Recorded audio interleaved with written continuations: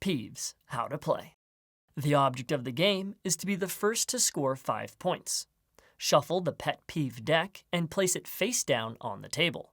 Give each player a set of 3 rank cards, which include most, middle, and least.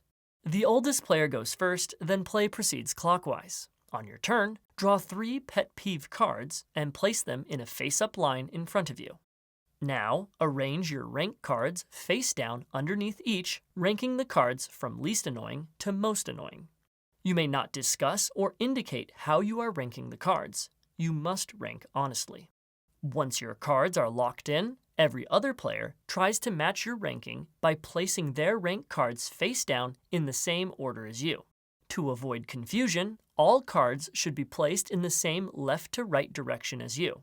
Once everyone is ready, you reveal your rank cards. Then, beginning with the next player clockwise, each player reveals their ranks and points are scored. Players score 1 point if they match every rank card correctly. If not, they score 0. Record the scores, then discard the Pet Peeve cards, and your turn ends and the next player goes. Repeat this process until one player has 5 points. Then they are the winner. If it is a tie, then play more rounds until there is only one winner.